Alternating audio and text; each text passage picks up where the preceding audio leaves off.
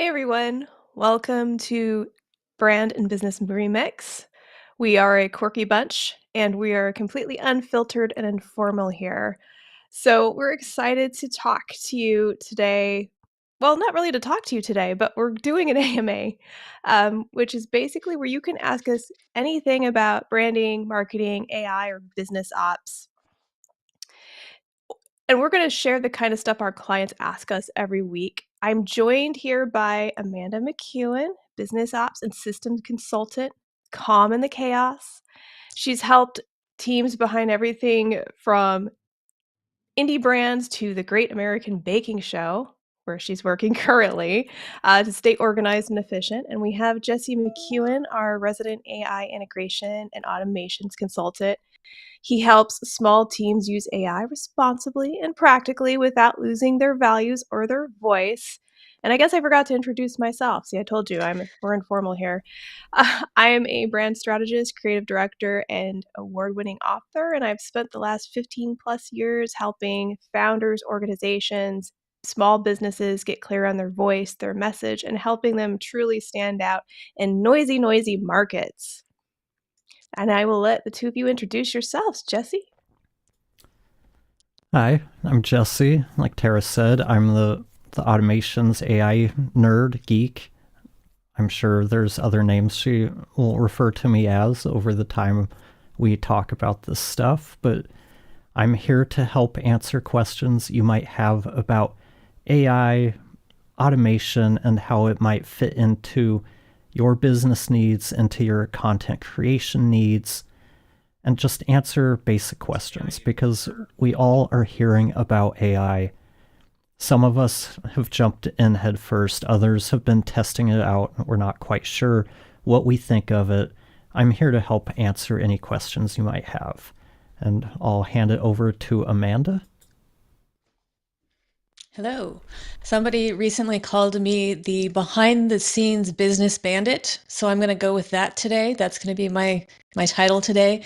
I'm usually the one who's behind the scenes running a business or a project or pretty much anything that you don't actually see. It runs smoothly because of what I'm able to do back there invisibly. So I guess that's where the bandit part comes in. So I'm the all things business operations, all the fun stuff. Fun for me, not so much for other people, but it makes a big difference in how things run. So do we need to change our logo from Aardvark to Abandoned? I Are you think going to be so. a Bandit girl now? Maybe, or you could give the aardvark a cape and maybe the Ooh, the little whatever yes. those are. I like that. I like that for your production brand. We Yeah. just, in case you missed one of our previous episodes, we just did a brand for Amanda, her new little side venture, Vark Ops, where she's helping businesses get organized. And I won't say consultant. She's a chaos tamer. She's the calm in the storm. She helps businesses run better and, more importantly, save money, sometimes as much as 100K, people. But she also has her other business where she's a production manager, Aardvark Girl, and she works with the shows like The Great American Baking Show and Intervention. She's fancy like that. And she tames their chaos because if you've ever worked in production, you know the kind of chaos that we're talking about. I think one of the biggest disappointments in all of that is one, I absolutely love working on the Great American Baking Show. I will do that as long as they will have me. I love working remotely, but I don't get to taste any of the bakes. And that's kind of the That's a most bummer. disappointing part because we know how much I love a good dessert. So And one day I would like, they can't like ship you something, like send you something overnight or some cookies or I don't know how well they travel from the UK, but maybe mm, I should put that in my deal memo next time. Like, I will do there you this, but you go. must send me cookies. Add it Yeah. to the writer. Yes, I need a writer. Not that fancy yet. So one of the things I've been seeing all over the sphere pretty much every time I go onto LinkedIn or Facebook or in any of the communities I'm a part of is AI talk. It's everywhere. It's in our face. It's all we can talk about. I think a lot of us are tired of hearing about it and pretty much drown out the posts because it's like, stop. But I see two very distinct camps out there, and I can relate in ways to both. And in the one camp, and this is a really big part of like the creative community that I belong to. So writers, artists, musicians, filmmakers, and there is a very strong sense, and rightfully so, that AI is not ethical to use, that it was built on essentially stealing other like artists' work and trained on that rather. And they consider that like, this feels like you're building off the backs of hardworking artists to create content, so to speak.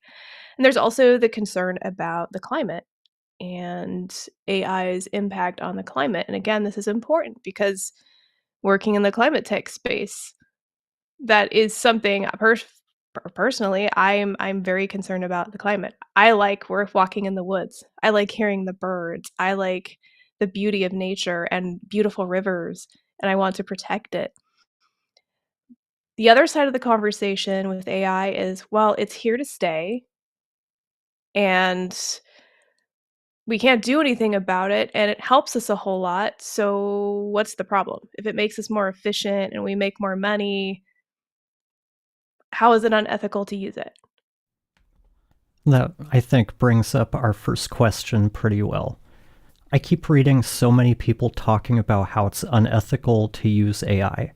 How can we use AI responsibly without losing our voice or our values?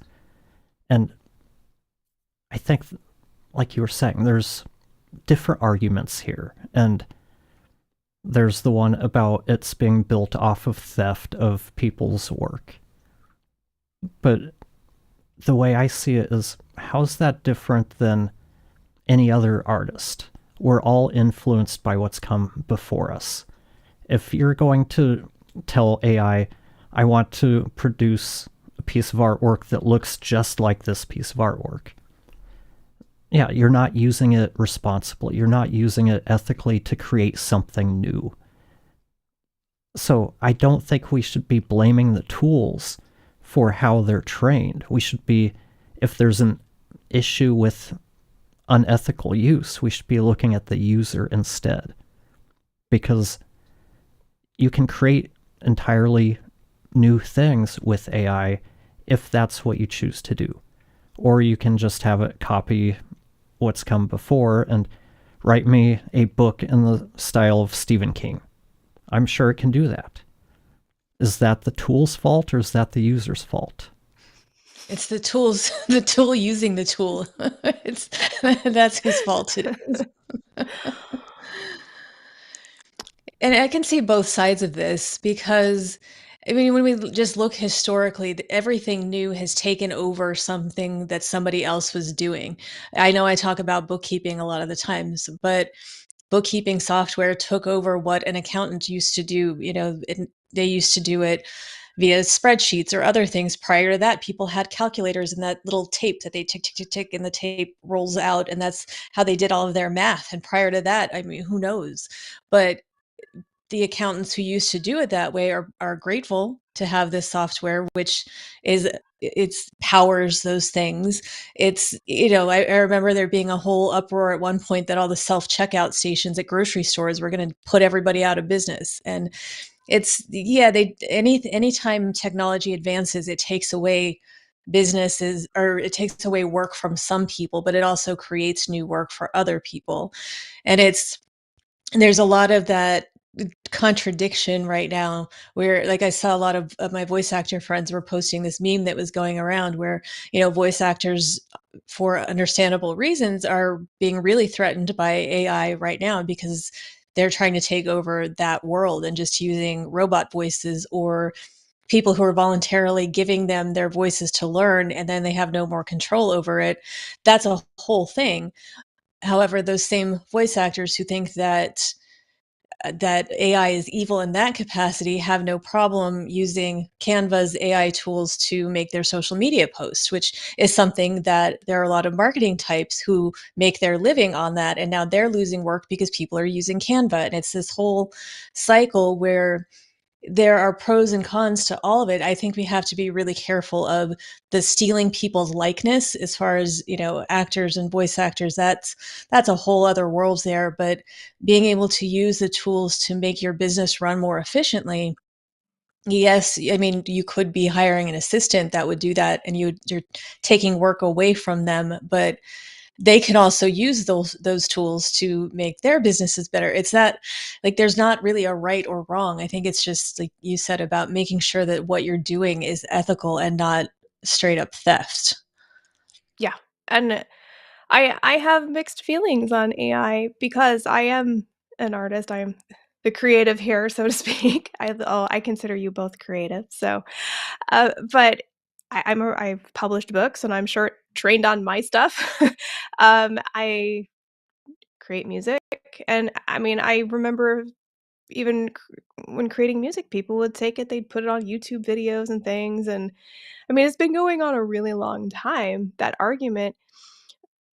And so I don't think that, like, for instance, I would never use AI to write my book.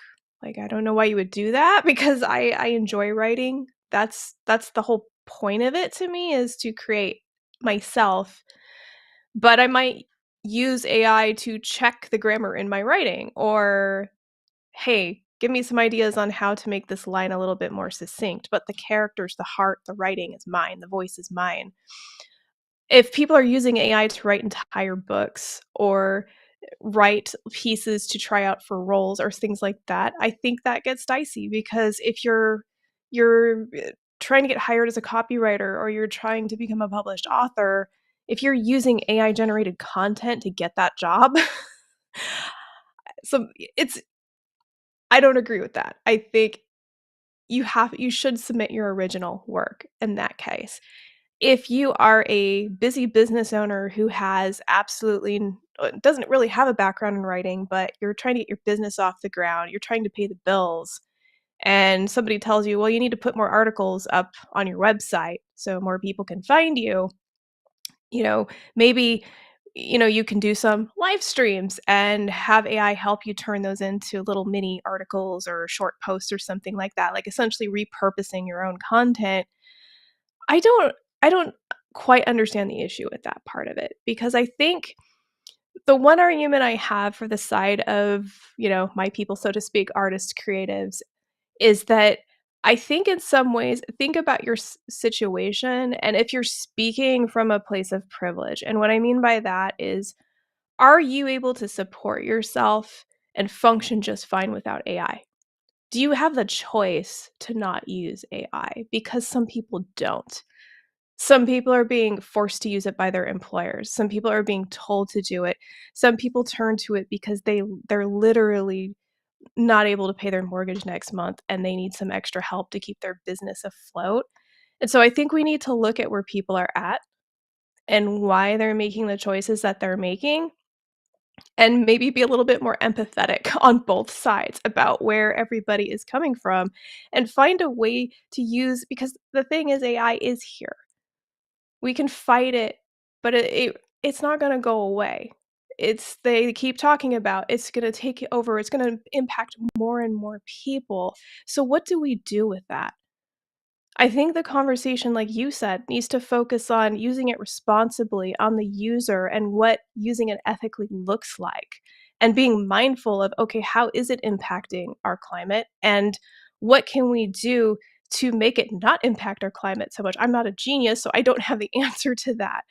But I think we just need to, as a society, we just need to have more empathy in general, and we need to think about the different situations people are in before we just sort of go, like, condemn everybody who does one thing or another.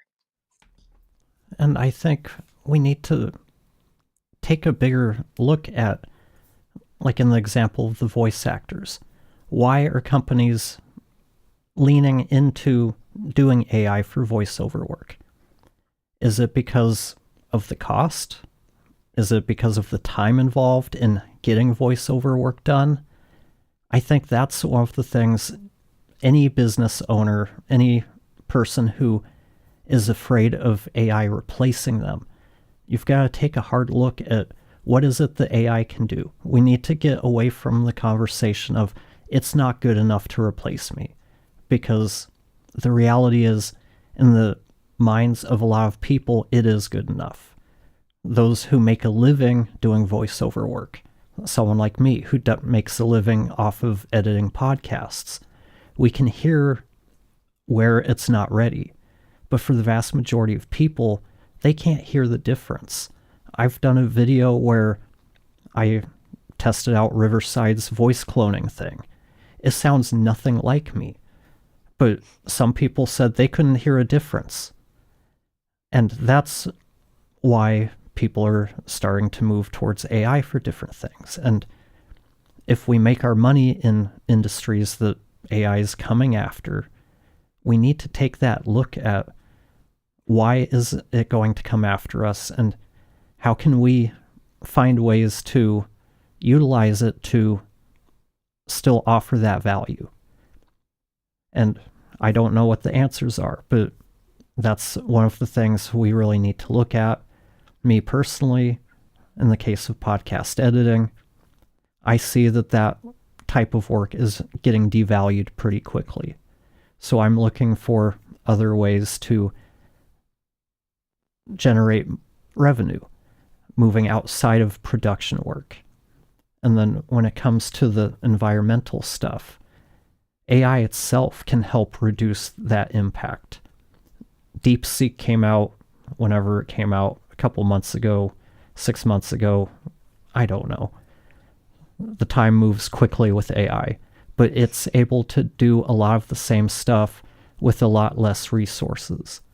And I read an article just a couple weeks ago that one of Google's AI brain things was able to increase its efficiency by 1%.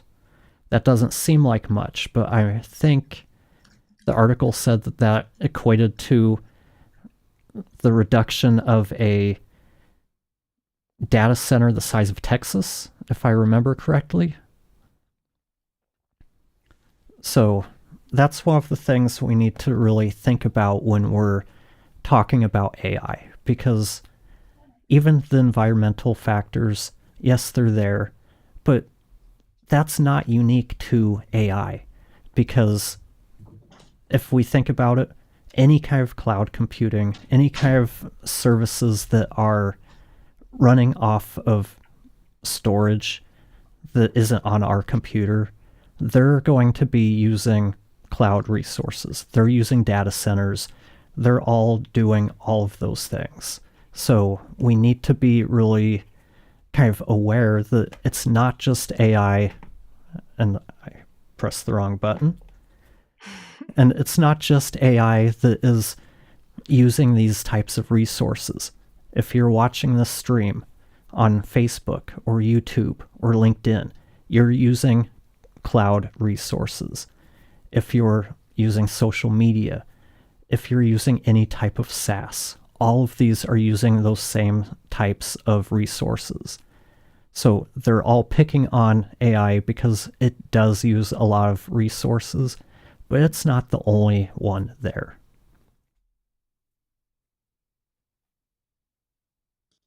Does anyone have... Another thing, because you were saying the AI, the voiceover and the creative, all of that kind of thing. And it's when you are creative and you're in this industry, we're a lot closer to it. So, and like somebody like Jesse, he's going to hear differences in audio that normal everyday people are not ever going to hear. And that I've worked with audio people most of my career, and you guys are always that way. But it's also, I think about myself, like I can seem like I can spot AI on TV really quickly. People will show me something and be like, oh, isn't this amazing? And I'm like, there's no way that looks real, but I'm too close to it. The general public is okay with good enough and not perfect. And I think those standards, the creatives, we're all trying to keep those standards high because we care about it. That's where we want it to be. But the general audience doesn't care. They're not going to notice that difference. And it's especially with, things like voiceover. I can't stand the robotic sounding fake AI Mm. stuff. I've worked with a lot of voice actors. I have immense respect for what voice actors do. It's not something that I can do.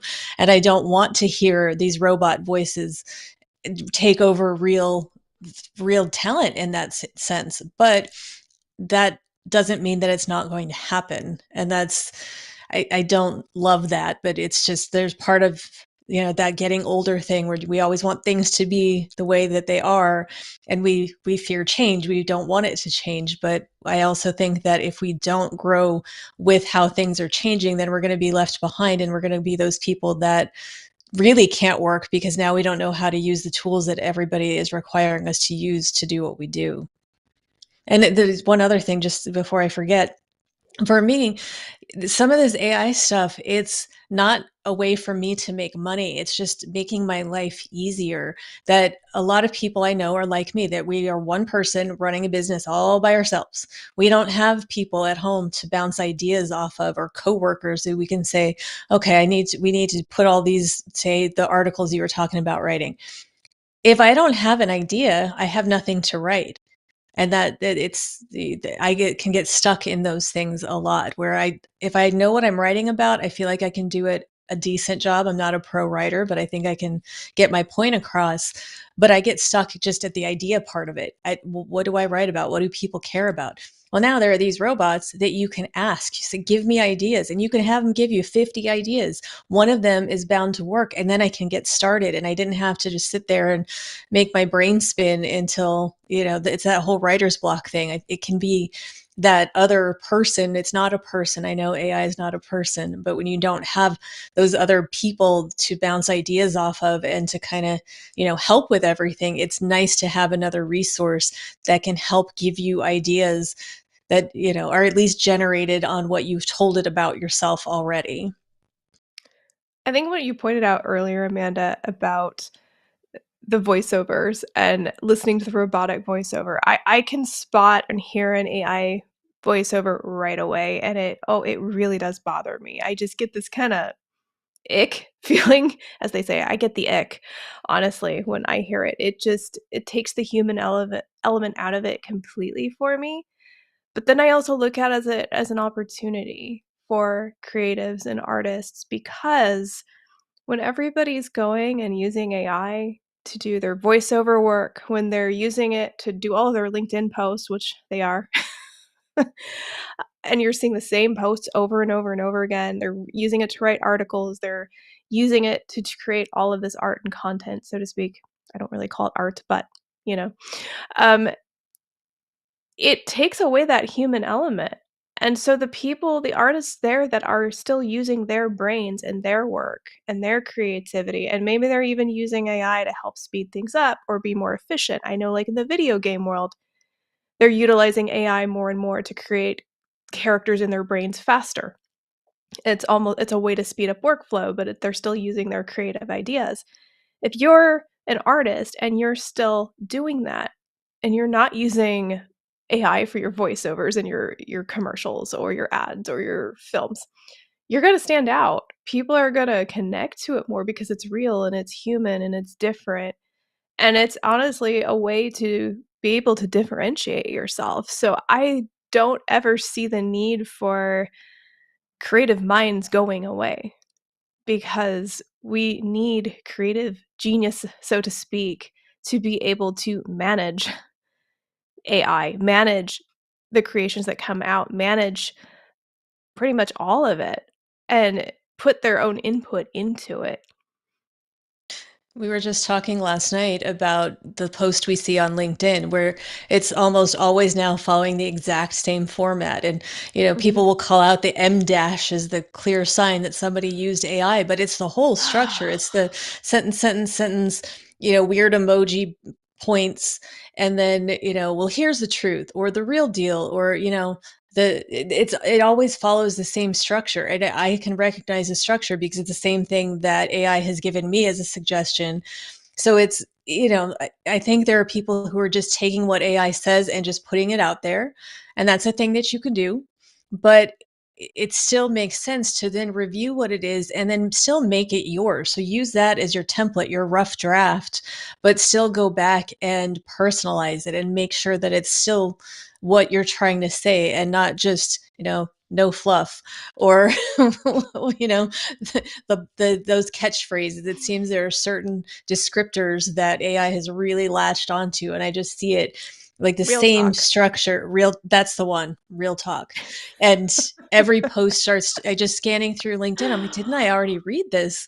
But so, there is that danger of just getting lazy with it. And again, that's a thing that you can do, but you're probably not going to connect with your audience the same as if you were to take that as a starting point and then make it better, make it real.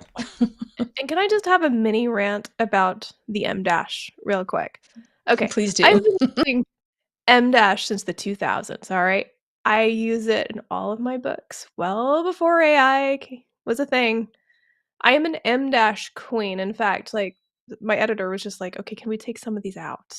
Because it's just how I write, and I write it's part of my voice, it's how I speak. So to see all of the comments about if you have M dashes, you're using AI, it breaks my writerly heart because us writers have been using those things for many, many years. Yeah, and that's the thing. They're there because people have used them so much. That's the thing with AI. It trains on what's come before it. If a lot of people have used that, it's going to show up. And when it comes, let's go back to the voiceover stuff. I think one of the things to look at, and I don't mean this in a disrespectful way, but I can see the why companies would want to start using AI for ads. All ads, they have like 3 different voices that do them. You've got like the Friday guy. And then you've got like the medication person that talks a million miles a second in a calming voice. These, to me, they're really cookie cutter. And that's the type of voiceover work that's going to probably be the first to get taken over by AI. The stuff that needs a lot more emotion, that is going to be more difficult for AI to replicate. I think that's where that work is going to go. Sorry. Sorry, I was trying to share the post and it started blasting. That's fine. It happens. We're live. Sometimes we do that and things aren't muted that we thought were muted. But no. Back to the AI stuff. I read this article a while ago called The Good Enough Revolution, and it talks about how we need to stop thinking that the ultimate quality is what everybody wants. If we look at music as an example, everybody was like, oh, iTunes, the Apple, I guess, started out as iTunes. That's not going to work. Nobody is going to want MP3 and low quality audio. Well, here we are 25 years later, however long, and there aren't many places you can go buy CDs anymore. You can go buy vinyl. I know I've seen that cassettes are available here and there, but you don't have access to it everywhere like we did back in the late 90s, early 2000s, because people want that convenience. They want to be able to fit all of their songs on their little device. They don't want to spend the time ripping everything, their entire catalog, into MP3 or AAC to put on their phone. So they can't hear the difference between what they get off of Apple Music and what they have on their CD. So I think that's one part of this equation. If we get stuck on thinking everybody values the highest quality when it comes to art, those are the people who are going to get left behind. It makes me think of the Tower Records documentary. That was one of the big takeaways from that is the president or whoever it was from Tower Records said he didn't see the value in MP3s. And that's why Tower Records doesn't exist anymore because he didn't think that it was a threat because again, people care about the quality. And life has changed so much. I miss the days of going to the record store and buying whatever format, because yeah, it could have been vinyl back in the day. It could have been cassettes. It could have been CDs. There was just something about that. But when we were younger, there were times that we would just put on the headphones and sit on the floor, and that was the activity, was listening to music. So you would hear it in your ears. Now, something that it drives me crazy, but it's become my life, is I don't do that. Music is always on, but it's background. So if it's playing on the speaker on my desk, or if it's in the car when I'm driving somewhere, or it's playing through whatever device around the house just so I hear the music, I'm going to be one of those people that doesn't notice the difference between the quality in the file versus if I had put in a CD player, which I don't have a way to play a CD. I don't have them. I had to let them go. Like I kept my antiques collection for so long, and I used it as a display because it was so much of my life. But after moving them for so many times this last time, it's like I don't have a CD player. I don't have a way to play it. I have no way to play cassettes. I have everything digitized and it's on hard drives. I need to let them go. And that was hard for me, but it's just things have changed, and I don't feel that I enjoy the music less now because it's not the same quality level, because to my ears and the way that I'm listening now, it's really not a big difference to me. And that I always wonder, because I hear all the time that good is the enemy of great. And then I have one friend that says that, wait, no. So that he says it's good is the enemy of great, but most people think that like great is the enemy of good, or like I'm getting that messed up, of course, because I'm on the spot. But there are people where they think you can't strive to have absolute perfection or you'll never get it done. You need to just go along with, good enough is fine, and then you need to move along. And then there are those people, though, that think that if you settle for good enough, yeah, you're messing up everything else because everything should be great. And I think both are correct.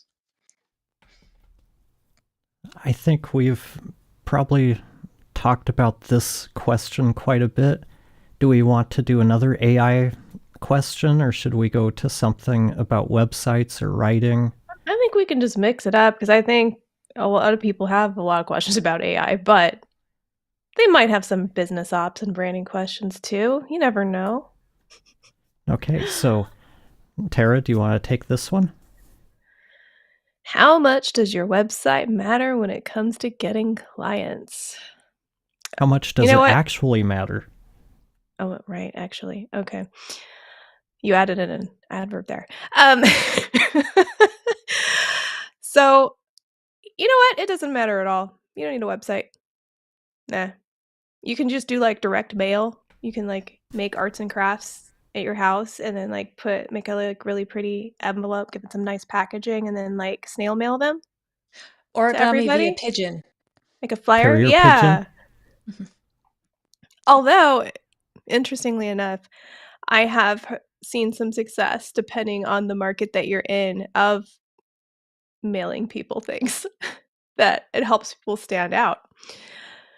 That said, in all seriousness, I am still a believer in that yes, your website matters when it comes to getting clients because we are in 2025. And so, what is the first thing you do usually when you want to find out about a business or find out more information about somebody? Jesse, Amanda, weigh in on this. You go to Google or you go to their website. Either way, you're searching to see what you can find about them. So, if you're searching for somebody to, let's say, a landscaper, and you Google them and nothing pops up about them, what are your thoughts? What are your feelings then? Well, if nothing pops up, chances are I don't even know they exist. If Well, I'm maybe they doing a dropped a search, business card on your door like we get so frequently. generally I dismiss people that just drop business cards or flyers on the mail or flyers on the door. If I do happen to be looking for a landscaper and I'm like, okay, this looks like a potential fit, I'll look them up online. If I don't see anything, okay, I tried. If you don't value yourself enough to have a website to tell me more about you, why should I invest more time in trying to see if you might be a fit? And And what Amanda, goes if on the you website makes it depends on the type of business, but I'll just use because I needed a plumber the other day because the air gap on my dishwasher is acting up, and I've had bad experiences with that. And I wanted to make sure that was figured out right away. So of course, the first thing I do is I look in my neighborhood Facebook group to find out recommendations, and then I take the top recommendations and I go to their websites. I want to make sure these people are licensed. Now, it's not same as a landscaper. If I'm having my backyard designed, I want to see pictures. I don't need images and samples of what they've done. I don't need that for a plumber. I don't need to see images of whatever hairballs they've pulled out of drains. I don't need that, but I need to know that they are licensed. I need to, for them specifically, though, I need reviews also, which are not on their website. But it's, again, it's just like I want to read enough that I feel that they're a trustworthy place so I can back up the recommendations. And because you never know with some of those, you people pay their friends and other people to flood with positive reviews, so you can't always trust that. Obviously somebody's going to recommend their friend even if they've never hired their friend to do that kind of work. It doesn't have to be a convoluted website with all kinds of things, but I need to get the gist of what you do and what you're about. And we've talked about it before. Like, I also need to know that if I reach out to you, you're going to get back to me, because I reached out to 3 places and one got back to me. So guess who I hired? That makes sense. And let's say when you were looking for that plumber, you're trying to find a writer if you didn't already have one to help you with your messaging. And you go to the website, and that website looks like it's from 2001, or it's hot pink and orange and blue, and there's text all over the screen and it's bright and flashing. Or you go to the site and it's full of animations and it doesn't load very well. Uh, what are both of your thoughts when you're looking for a service provider and you go to the site and it's doing those kinds of things? You're running into that. The sad I thing for think me is oh, you go. first thing that goes through my head, if it looks very dated, is are they even still in business? Mhm. Or, I mean, there's all sorts of things that come to mind, but when you're trying to be professional, I think of it like a storefront. If your storefront is a mess, if it looks like it's in the ghetto and the windows are dirty and you've got like a broken window, it looks like nobody cares for it, nobody keeps it up, you're going to look at it and go, yeah, I think I'll go up the street to the competitor that has the nicer looking building. I know there are some places, I'm sure probably all of us have eaten at some hole in the wall restaurant that's really good, that doesn't necessarily look that great from the outside. But It's how got did we great social proof. but how do we find out about those? From Mhm. referrals, from word of mouth. That's not the only way that you get clients. Mhm. If it were, I mean, let's look at the constant questions we see online. I think all of us see them in the different groups we're in. How do I get more clients? The answer is, well, they come to me through referrals. Okay, if that was working so well, why are you asking how you get clients? Because it must not be working that well, or it's not working when you need it to work. And that's where your website really comes in. It gives you another avenue to generate leads, but that requires a website that is actually working for you instead of working against you.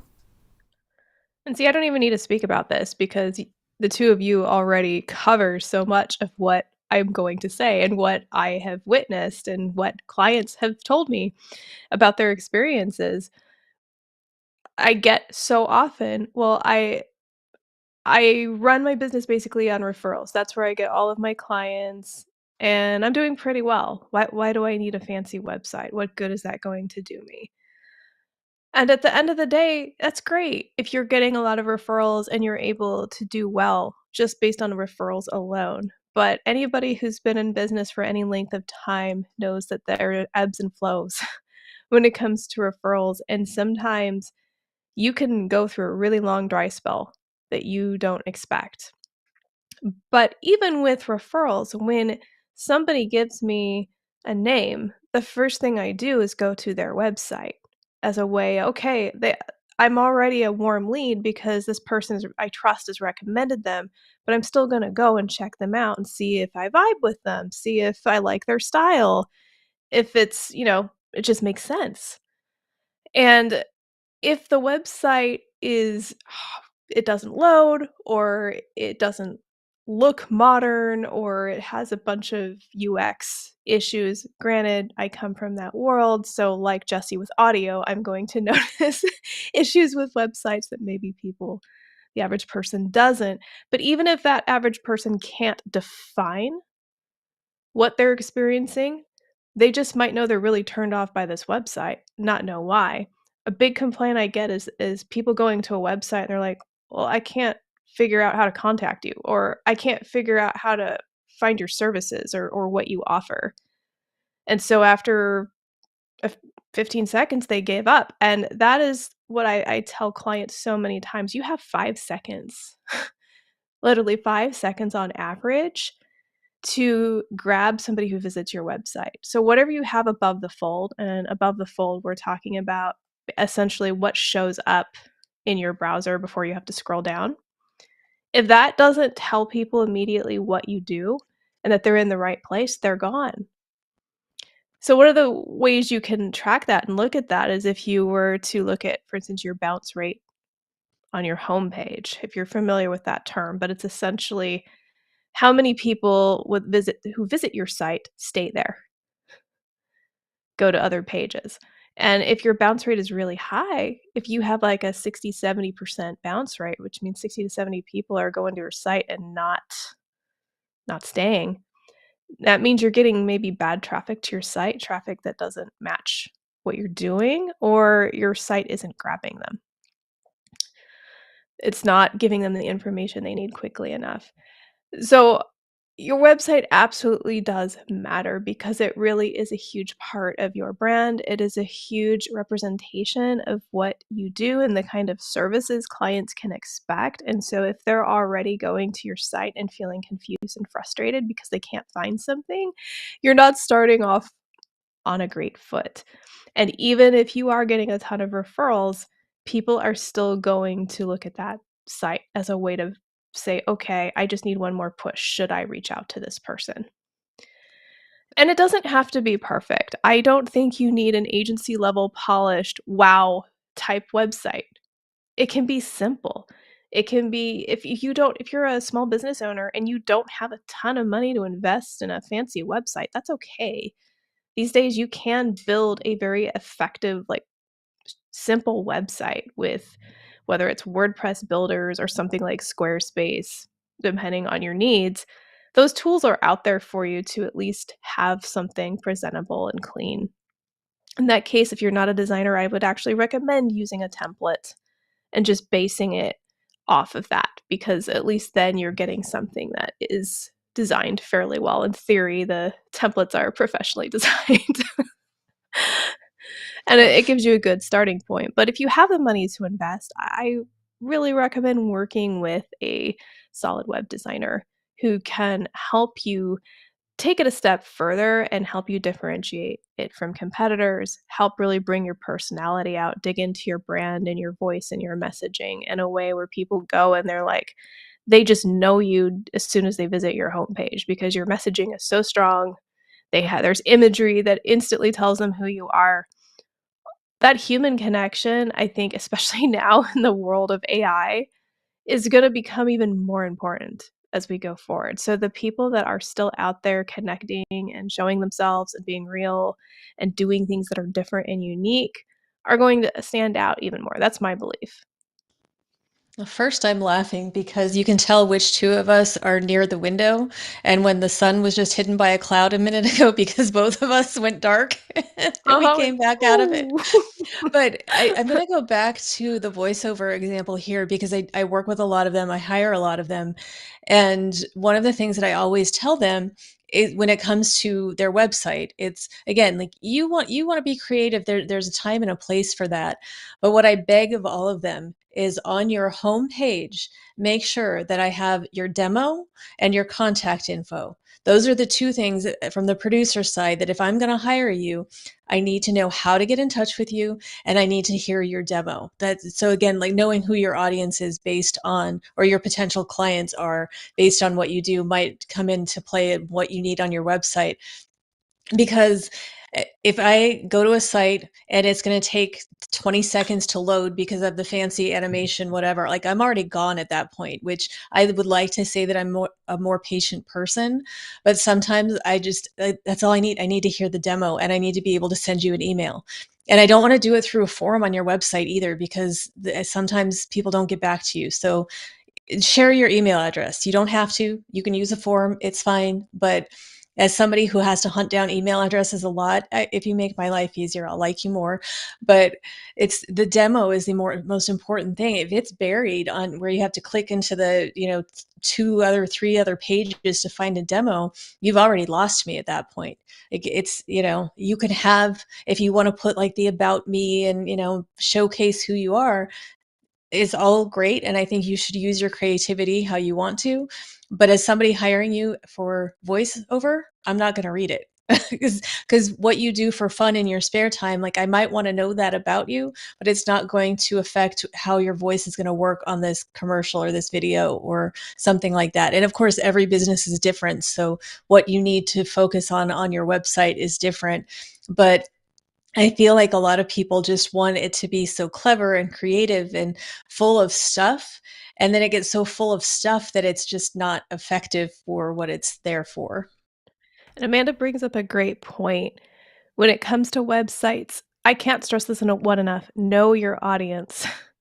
Understand exactly who your website is for and what they're going to need, and imagine it as if they were a guest at your house. If you were having a guest and you really wanted to impress them, what would you do? How would you greet them? You would probably try and find out what are their favorite drinks? What's their favorite food? Are they somebody who just likes to chill on the couch? Do they like to go outside? And building a really solid audience persona, and I don't just mean demographics. I mean what we call psychographics, and that's really digging into who they are every moment of the day. So, there's been times where I've actually interviewed potential customers or a client where I've said, "Walk me through your day. What do you do when you get up? What do you do in the morning? What do you have for breakfast? What do you do for lunch?" And they do. They walk me through their entire day from when they get up to when they go to bed, and I have just a beautiful, rich picture of their needs because so much comes out when they're just casually talking about themselves. They're not under pressure to answer specific questions. Well, what do you look for in a brand? People don't quite know how to answer those types of questions. You just have to have real conversations with people. And then you develop these profiles where you can think of them as a character in a book. If we're going to write a character in a book, they're going to be shades of gray, right? They're going to have all of this depth to them, have their quirks, have their pros and their cons, and everything that makes them tick. That is the kind of level you need to understand your audience when you're creating your website. That's what's going to help you stand out. So if you're working with someone like Amanda and you want her to hear your demo and be able to contact you, that's a really, if you're a voiceover artist, she just gave you a really important piece of information.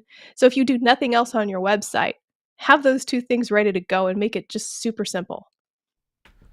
And since I work in the podcasting space, I see a lot of podcast editor websites where you scroll and scroll, there's a lot of words, but I don't know what you do. Like you said, you have about 5 seconds to grab the person that gets to your website. And they're basically looking for what do you do, who do you do it for, and ideally, and how much it's going to cost.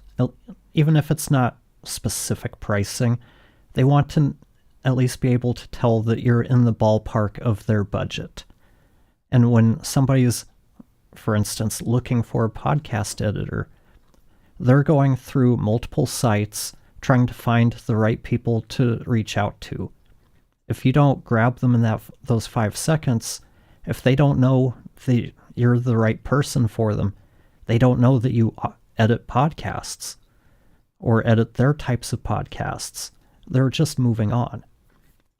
And one of the things that I thought about while we're talking about all of this is the people that don't have a website or have the really, really, really basic one that is like name of the business, phone number, and that's about it. That's like driving down the street where you see all of those signs in the dirt that say we buy houses with a phone number, or landscaping, or we clean gutters and the phone number. That's what your website looks like. Are you going to trust how many people call those numbers? Maybe it works because there's everywhere we've lived, you see tons of signs like that. Me personally, I'm not going to trust a phone number on a piece of cardboard stuck up in the middle of a street. And we've got a comment here from Johnny Miller. Your website should be created like a well-written resume. Yeah, absolutely. I think when we think of job searching, when we think about wanting our dream employer to notice us, we're told to tailor our resume for that specific employer, to speak directly to them. How can we solve their problems? And I think that I see this on a lot of websites where the focus is actually too much on us as a service provider and not enough on talking directly to your customer and what they need and how you can solve those problems. So just like we're told in resumes, don't just list a bunch of tasks that you do at a job. Well, I managed file systems and I designed flyers and I wrote copy. Instead, list your achievements. What did you do for that company? What was the return on investment from your efforts? Those are the things that employers care about. And likewise, customers go in, they're thinking about them. They're not thinking about whether you like the color purple or that you love your kitties. They're thinking about, I have a problem and I need it solved. Are you the person to do it? And can you do it at a price that's going to be affordable to me? So when you're thinking about the website, that is what you should be considering in all of your messaging and all of your touch points. Think about all of the touch points where you are interfacing with potential customers. That's everything from your content to what is on your website to when they talk to you and they have that first call with you and you introduce yourselves. What is that experience like? To the emails you send when they fill out a form, what does that experience look like? Do they just get like a generic thanks for contacting us? Or do they get a timeline? You can expect to hear from us within 24 to 48 hours. Do you make it easy for them to schedule a meeting with you? All of those things are when a customer's in the consideration phase, that is what is going to push them one way or another. So if you have a competitor, for example, who makes things really easy and the whole process is really streamlined and they meet and they're really warm and they listen and they ask questions, if you spend the whole call talking about yourself and, well, I'm really great. I do this and this and this and this and I've worked for these brands. That's great, but what can you do for me? That's probably the number one thing that I talk with clients in my business consulting sessions and just in the business workshops and things that I teach, it's getting out of that me mindset. And because that's, I think, what people always want to do. They want to talk about themselves, not in a conceited kind of way, but more of, this is what I've done. I've accomplished this, so you should want to work with me. And this is what I am, because that's just kind of the natural way. But in order to land the client, for most people, it shouldn't be about you. It should always be about the client. What can you do to make their lives easier? Anytime that I'm talking to somebody new about potentially being hired for a project, that is always what I do. It's okay, how do I make your life easier? It's not about what's good for me. It's about okay, what are the main things that are important to you? Okay, I can help you by doing this, this, and that. It's not what I've done. It's more, and you just listen to them instead of talking about yourself. And same thing with a website. It's kind of the same thing. There's no discussion going, but there kind of is. It's you're choosing what to tell them. So instead of telling them about what you like to do, although, they should always know about your kitties. I think that just should always be I agree. important. But what, knowing who that client is, knowing the kinds of people that you can help, tell them how you can make their lives easier. So when they check you out and they are looking on your website, they're going to be like, okay, yes, that's what I need. I need that. I need that, because they're thinking about them. So if you're thinking about them too, then there's going to be a better alignment there. And I know we all see websites where they have the social proof. Look at the companies I've worked with. But we need to think about it like a story. We need to start out the website with a section that's going to draw them in.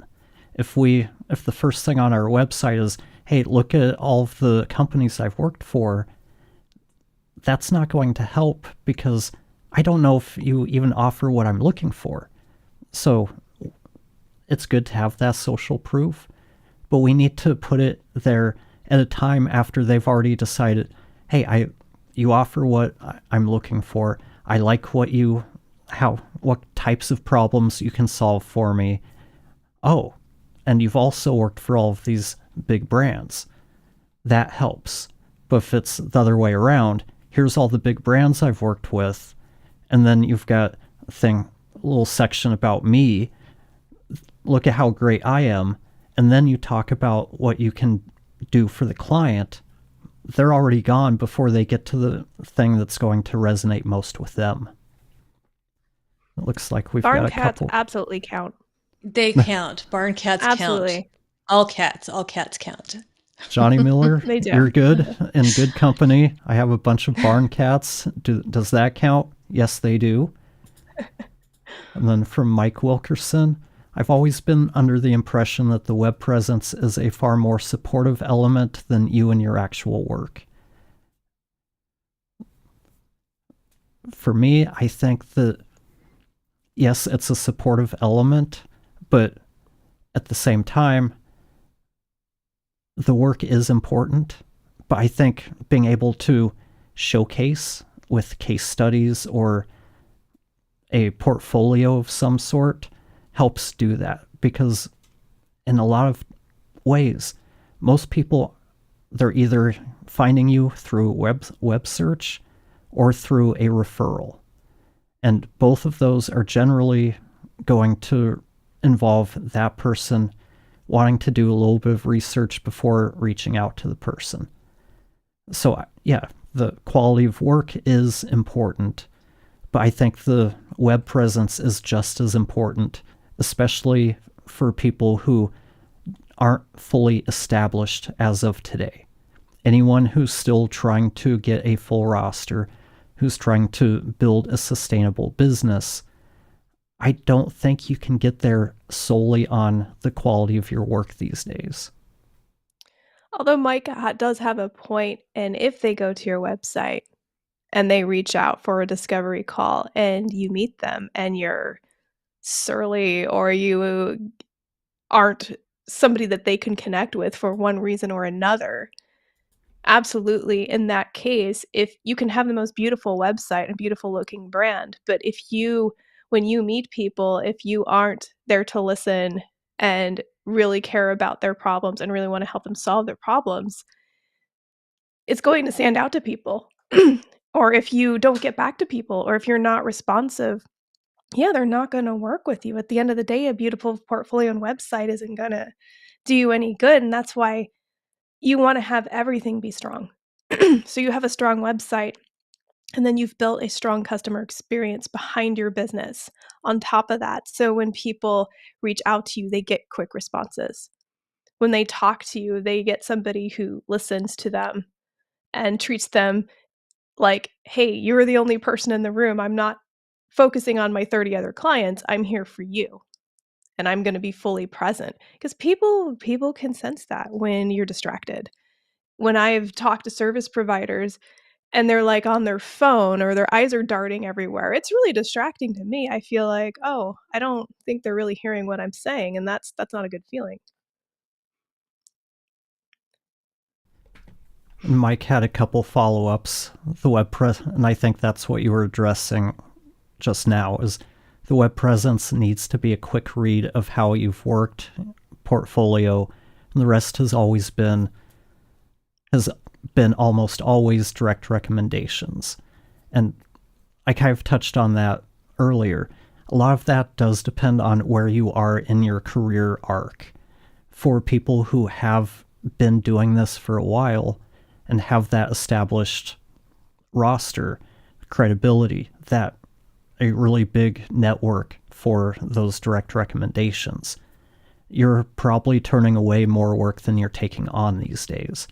But for those people who are just starting out, who have been doing this maybe for a few years, who are still trying to get to that point where they have everything they need to live comfortably,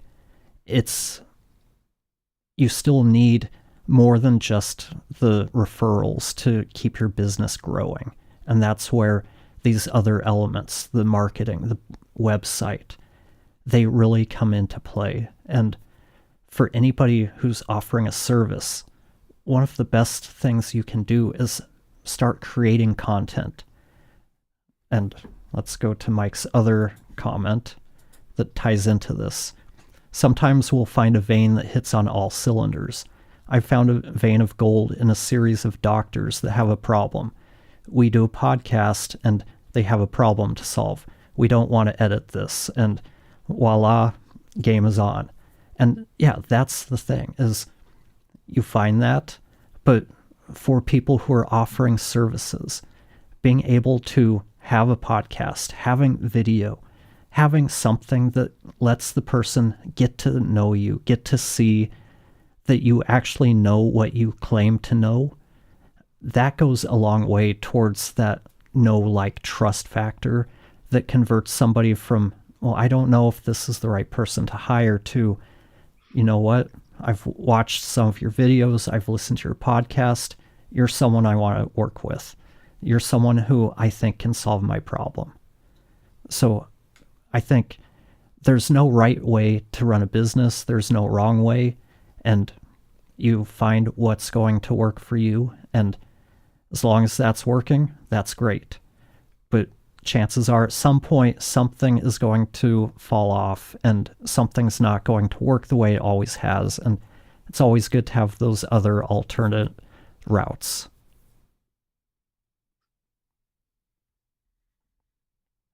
We've got one more comment. I've worked with a bunch that just want to supplement an income, and that's really all. And I'm not sure if...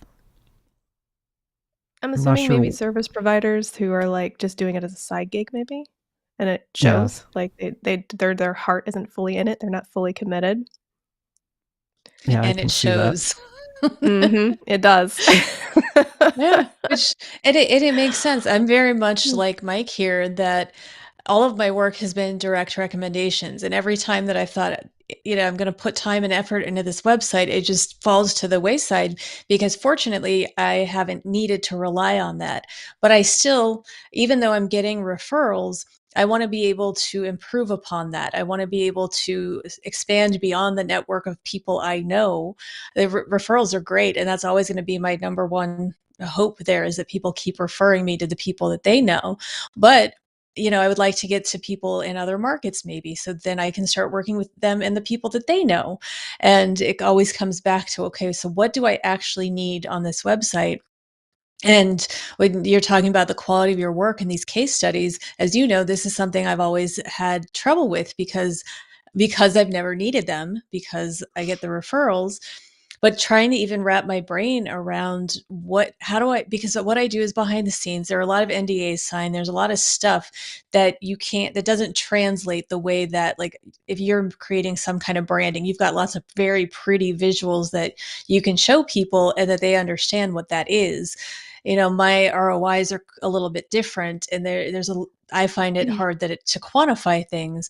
But that's why working with somebody who's kind of a brand specialist is really great, because they can tell you, by you, I mean me, what you need to do. And so all those questions that stop me in my tracks, what's one of the other ones that you've asked me? It's, well, where does your ideal client hang out? I don't know. I don't know where they hang out. But that's why, I don't try to take that on myself, because I do see the value in showcasing your work and it's that kind of trifecta there. If you're getting the word of mouth, but you're backing it up by giving them this website that shows what you can do, and you're solving a problem for them that they need at that time. Absolutely.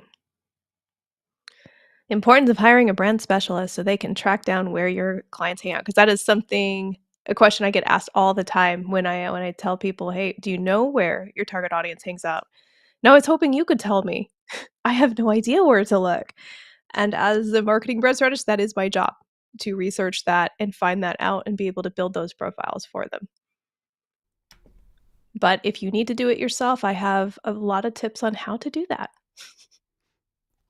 And I know, Amanda, you were talking about struggling to figure out how to do case studies because of what you do isn't that clear. And it's kind of similar in the podcast editing space because you don't really see what we do. Yeah, you can show this is what it sounded like before, this is what it sounded like after, but I think most people understand that's what a podcast editor does. But you can show value in, hey, when I started working with this client, or during the time I've been working with this client, we've taken them from this many downloads per episode to this many. The editing, that's really a small value unless the only thing they care about is getting this stuff edited. But most clients, they're going to be even more swayed by, hey, this editor can also help me grow my show. They've helped these other shows go from this to this so much to like break through to the next level, because that's what happens. We all get to a place where we kind of feel stuck and we need help getting to that next level. And that's where hiring a professional comes in. If all you do is edit audio, a lot of people are moving towards Descript to do that if that's the only problem they need solved. Where the bigger problems that podcasters and content creators are facing is, how do I open myself up to a larger audience? How do I get more people to know that I exist? And that's where broadening skill sets and being able to offer more things, knowing your audience and what types of problems they have, you can start learning new things and figuring out how to package your case studies in a way that people are going to go, hey, this person stands out over all these other editors because they can help me with this, this, and this. And I see we have some more comments. Let's see. This is where we get to plug Tara. Oh, I didn't It see is. that one. We'll wait to I that. Huh. It's like eBay that wants you to grow your business success when you just want to sell some stuff and make some money and not be a wheeler dealer. Yeah. I love all the global hunting dialogues, but it kind of all winds up in the it depends to find the clients and work. It really does. And I'd like to connect with the young lady in the middle. Sorry, I'm coming in late tonight. The young lady in the middle is Tara. She's our branding and marketing expert. Nice to meet you, Mike, and I'd love to connect with you. I believe you're connected through Jesse, right? So, Jesse, Yes, if you wouldn't mind putting us in touch, I'd be happy to connect with him. I can do that.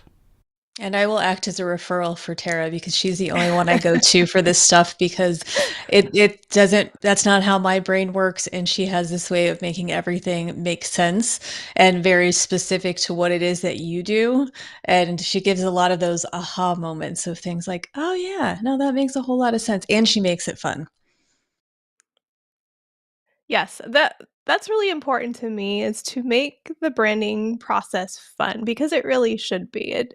It shouldn't be a workshop with me just asking you, "Well, what's your mission statement? What are your core values?" I've seen that time and time again, and people struggle with answering those questions. They're like, "Well, I haven't really thought about a mission statement. My core values, I like kindness, I like honesty." Like, you just don't get the core of who a person is or their brand or a company's brand doing things that way, so expect laughter and What a I little find goofiness. fascinating about it is I consider myself to be pretty self-aware. I think I know myself really well. But you have a way, again, we're all in our heads. So we have a certain expectations or certain feelings about who we are. Sometimes getting that person, that Tara person who can ask the right questions and get that sense on our own, it's like, okay, hey, yeah, I didn't know that about me. Cool, I learned some things. And you never once asked me for a mission statement or what my core values are, and I appreciate that. Yes, I pull those out of from what you say. So, alright, do we have any other comments? Anybody else wanna weigh in on whether or not a website matters when it comes to getting clients? Because I know we have other burning questions that people have we wanna get to.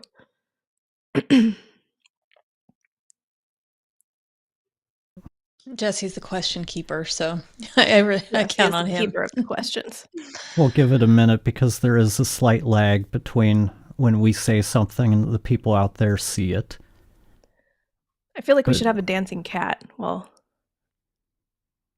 like a little well, Can one intermission. of you Dancing make that? cat. I I can't, could. but she Yeah. could.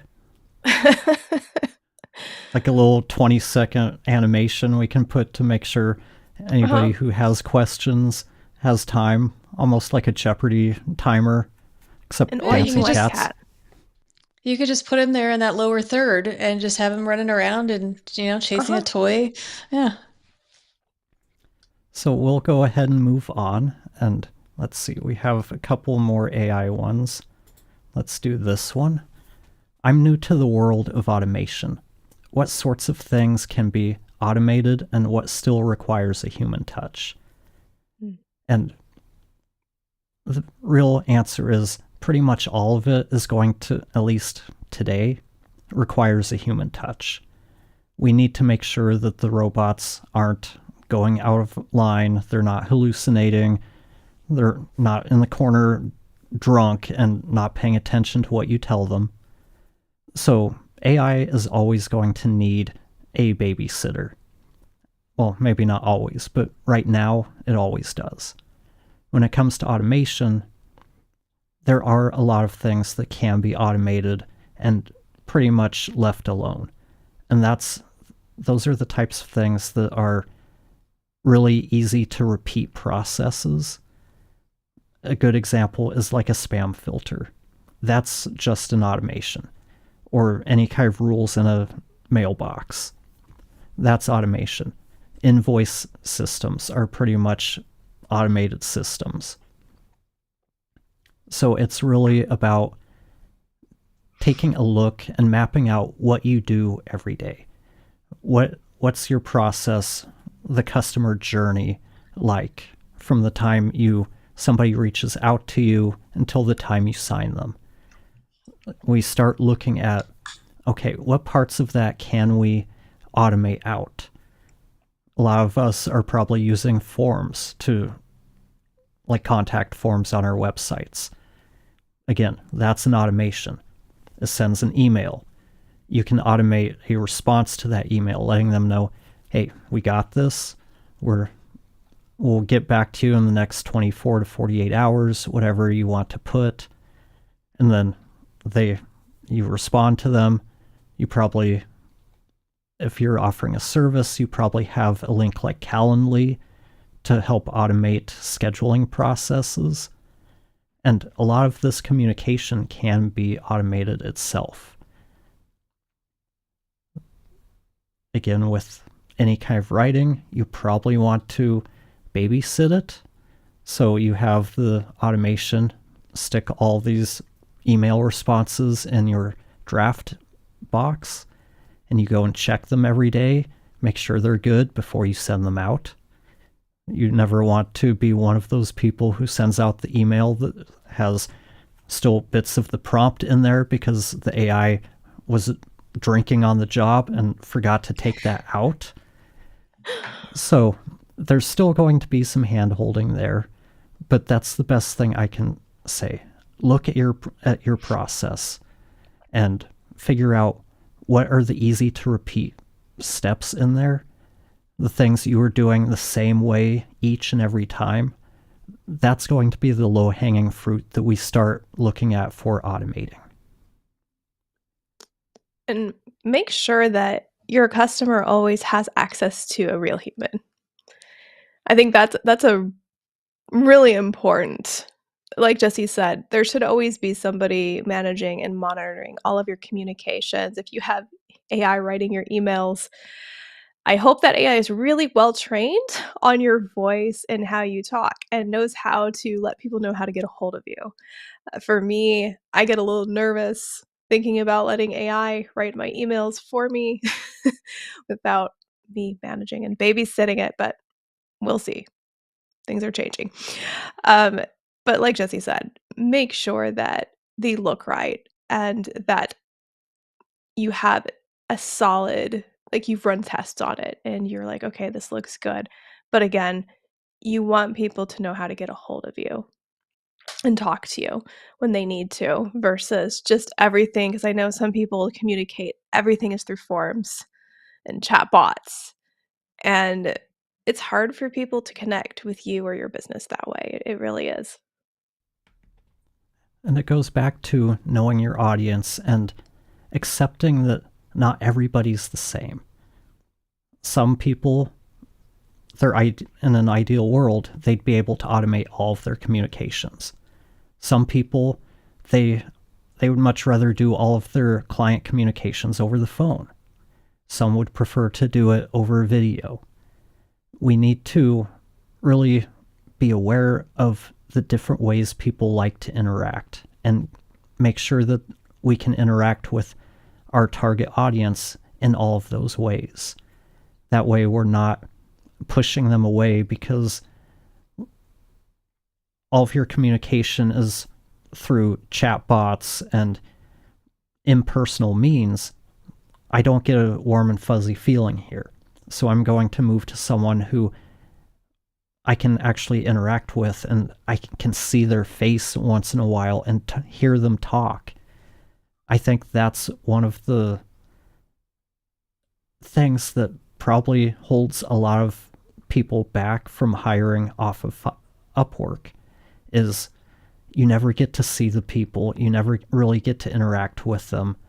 And especially when it comes to overseas people, I can understand why they might want to stick to written communication because maybe it's easier for them to write in English than to communicate fluently in a way that's going to put US customers at ease.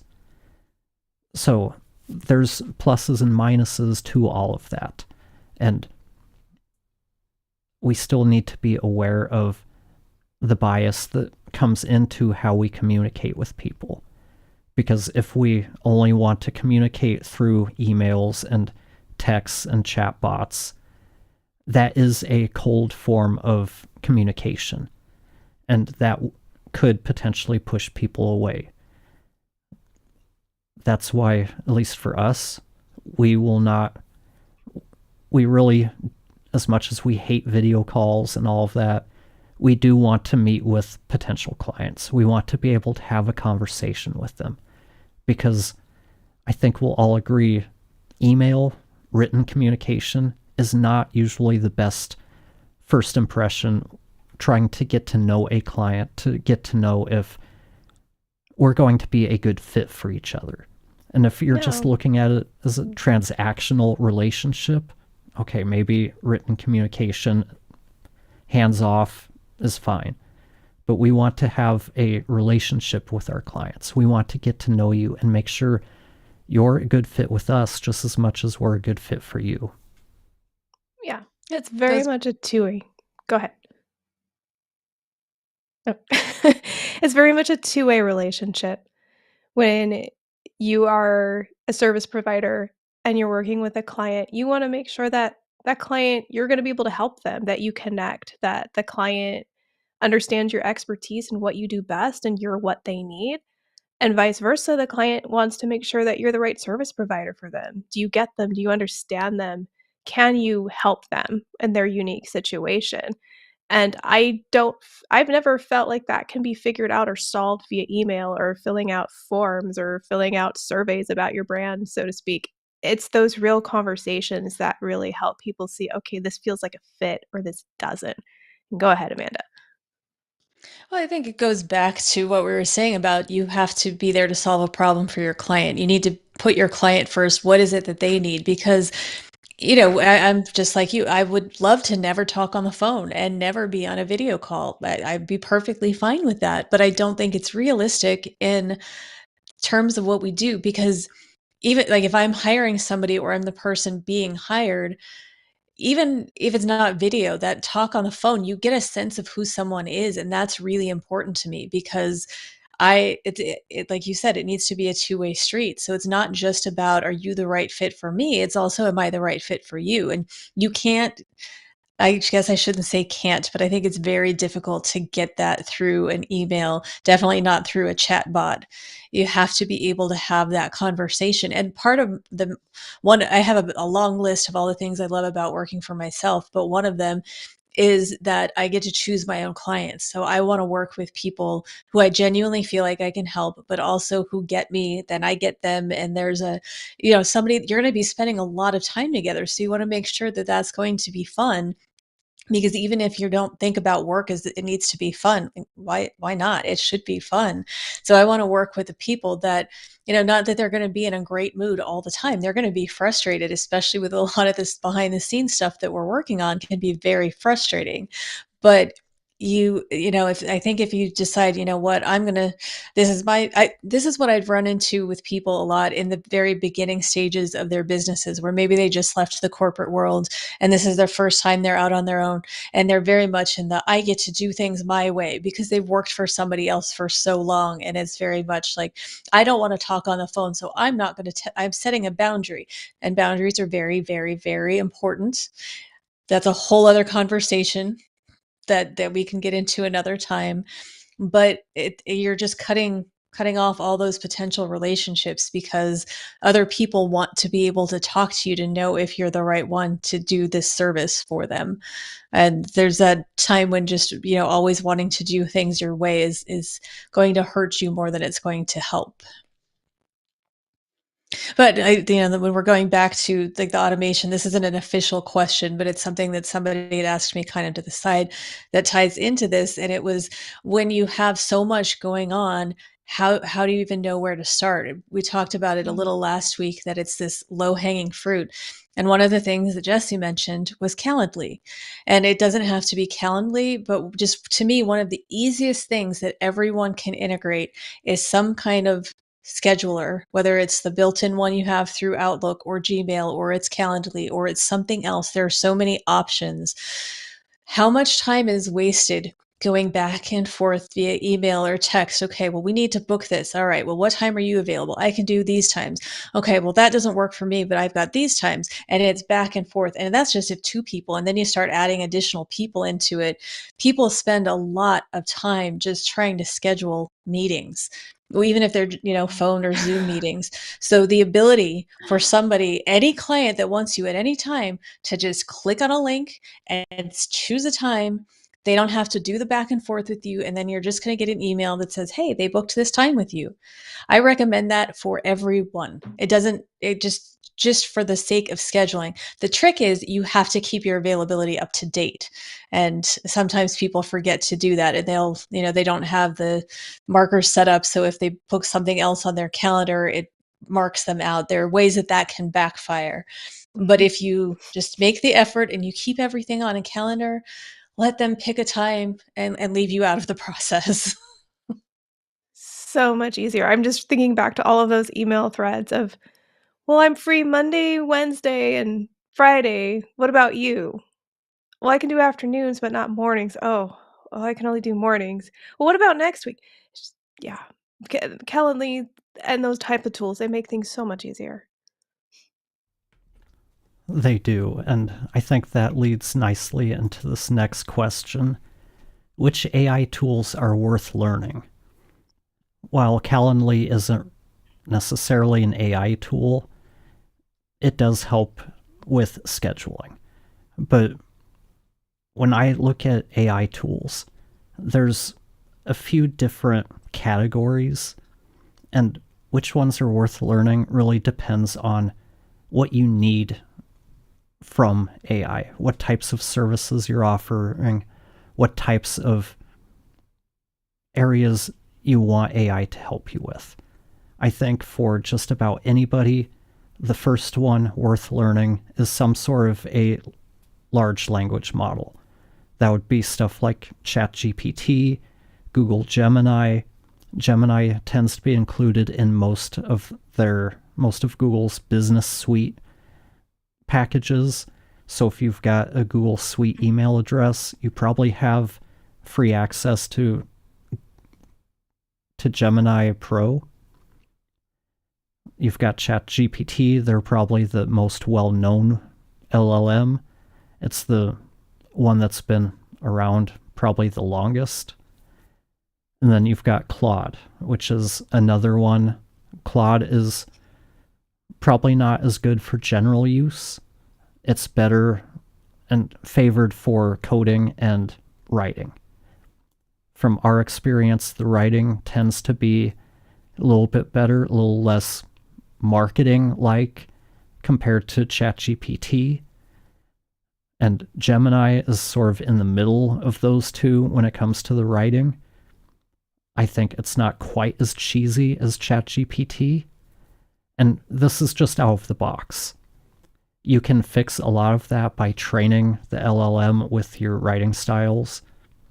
And that's probably a whole other conversation. But yeah, to start with, get one of the LLMs. Start learning how to use it. The other big category is image generation. Not everybody has a need for that. But if you do, there's Midjourney. I know there's Midjourney, Kriya, and I think there's a couple others. Google has one. I think it's Veo. I know ChatGPT has one built in. Adobe has a beta Firefly. Yeah, Adobe has a bunch of AI stuff when it comes to image generation and really creative AI in general. I know Canva has a bunch of image generation now. So image generation is popping up all over the place.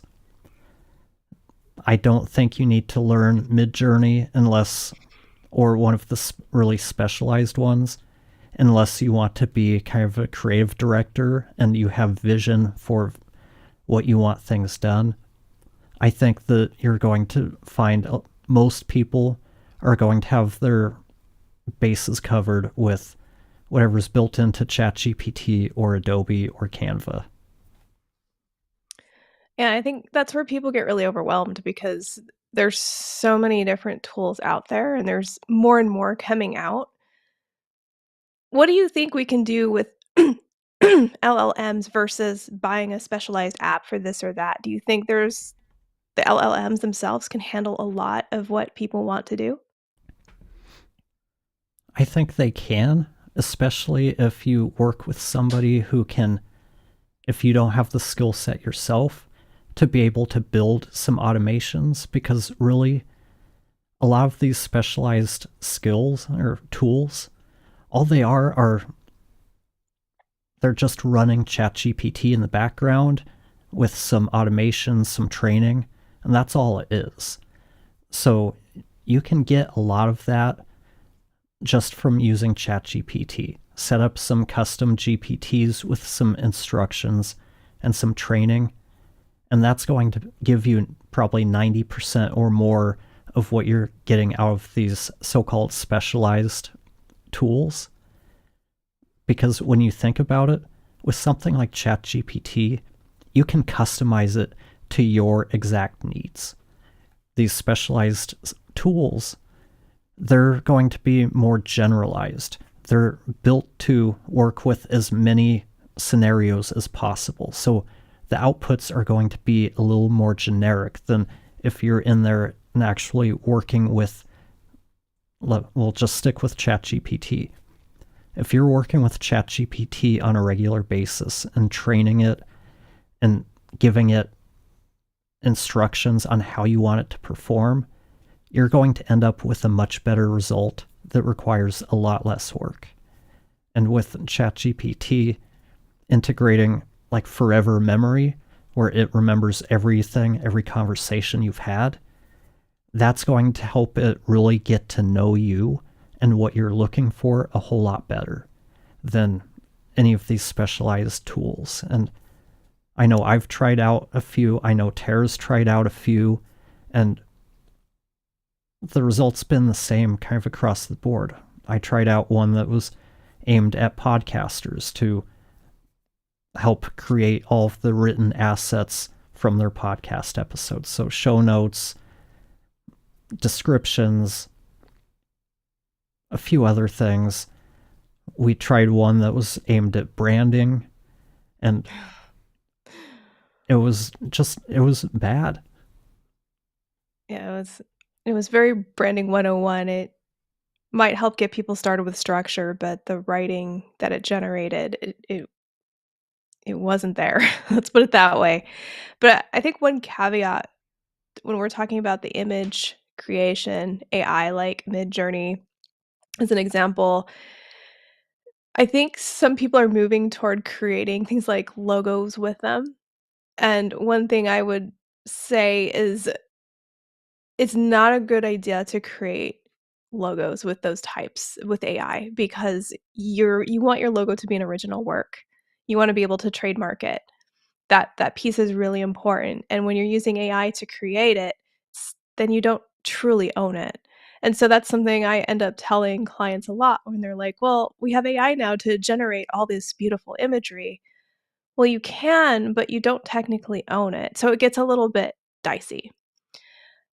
Yes, you can use things like stock imagery where you pay for the stock imagery and you put it in like a brochure or you stick the image on the website. In that sense, when you pay for an AI tool, when you pay for a subscription, yes, you have the rights to use the images you create in it, for instance, on a website. Although don't quote me on that, always check the terms and conditions of every AI you subscribe to because it's going to be different. Make sure you understand the licensing fully. But I think something like Midjourney, people might get a little frustrated because it is advanced. Like Jesse said, it's geared almost toward a creative director in the sense that you have to understand, like, if you're a photographer, what lens you're using to give it that direction, what type of lighting, what type of style you're going through. So you're using a lot of technical terms to get the best results out of it. For me personally, I enjoy those for brainstorming or when I'm putting together a mood board and I wanna work with a client on look and feel, like, "Hey, does this hit the mark?" I'm not there yet in terms of using it for my digital art. I'm still waiting to get there, but I'm not there yet. Um, but I think, again, like, when we talk about using these tools responsibly, that's what we're talking about, just making sure that if you're using it to create art, that you understand how you are technically allowed to use it and when not to use it, if that makes sense. And I think the logo thing is a really good example because the way stuff was trained, and a lot of AI companies are doing a lot more to make sure everything their models are trained on are ethically trained. But you never know when it's going to draw influence from something that's already copywritten or trademarked. And that's why it's so dicey to try to use AI to generate your actual logo. And that's not even going into the topic of ownership, because I know there's a lot of uncertainty there as to whether you can claim ownership for something created by a generative AI. A lot of that stuff still needs to be sorted out, but we really need to understand that a logo needs to be unique. If it's something, we'll use Coca-Cola.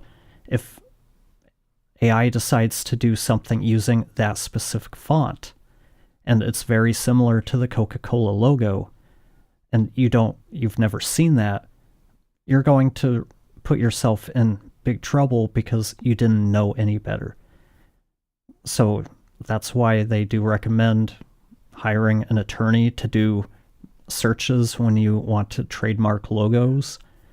And even when you generate one or come up with a company name, you should be doing some background research to make sure it's not already a trademarked name. Yeah.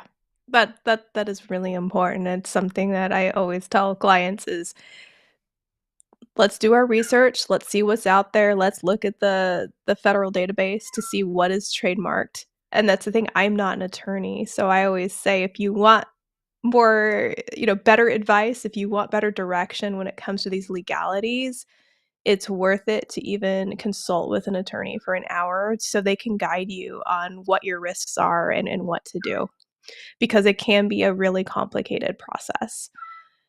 But again, I just don't generate your logos on AI. That's all I'm going to tell you.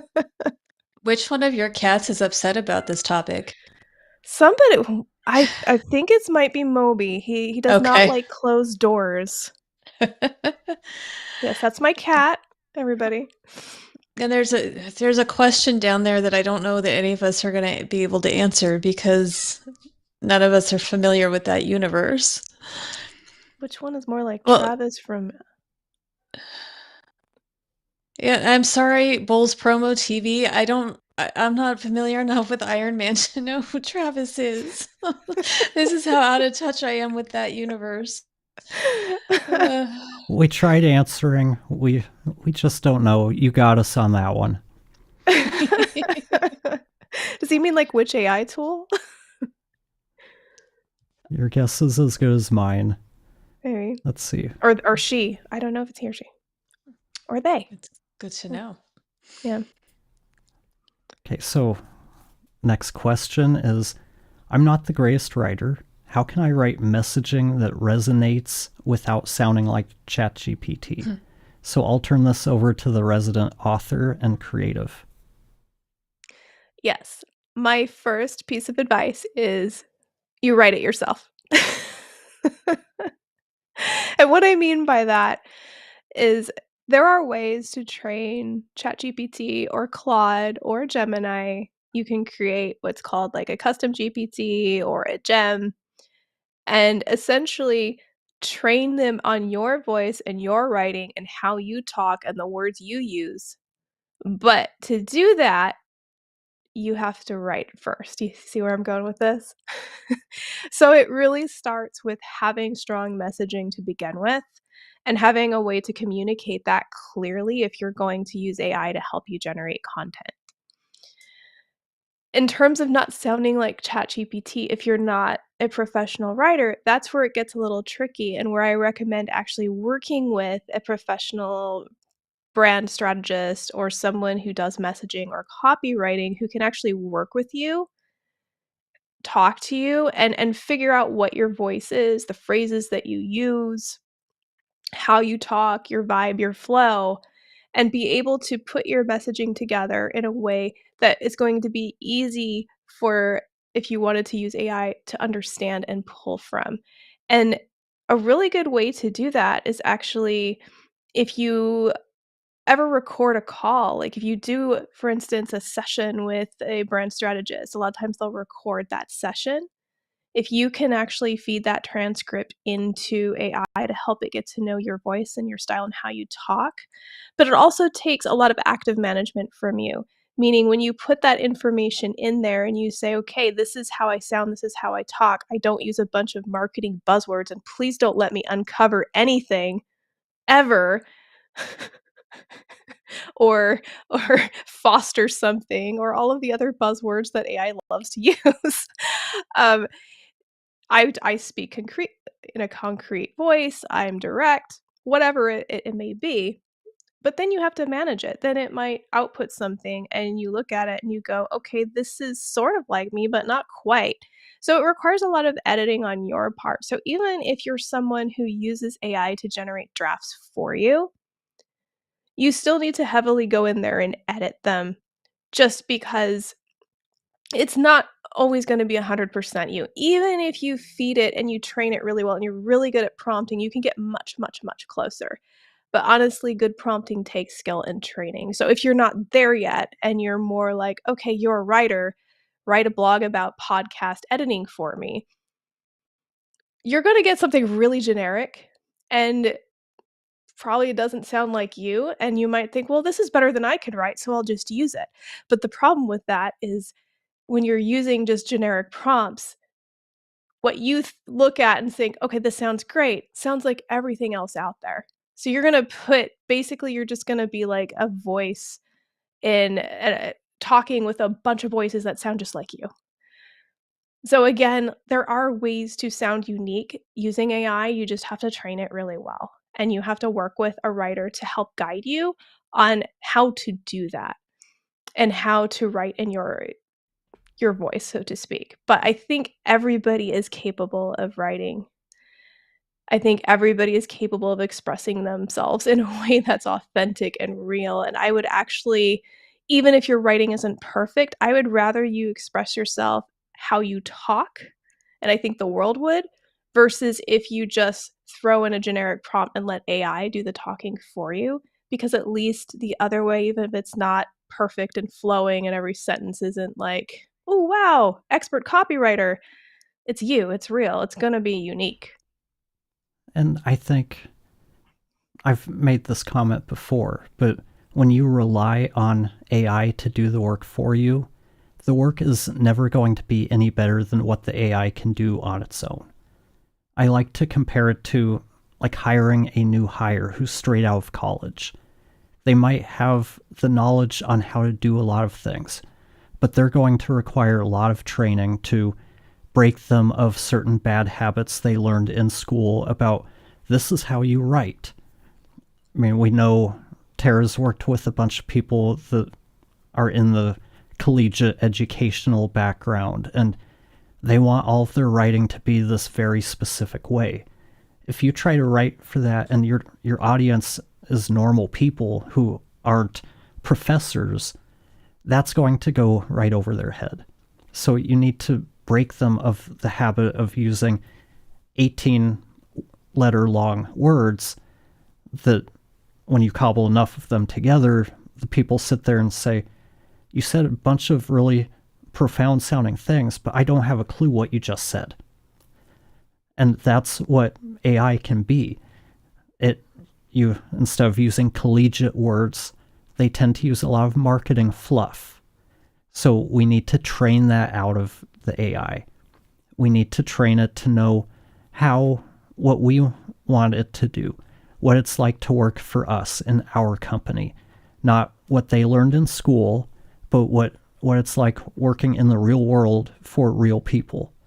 And that's where all of this training really does come into play.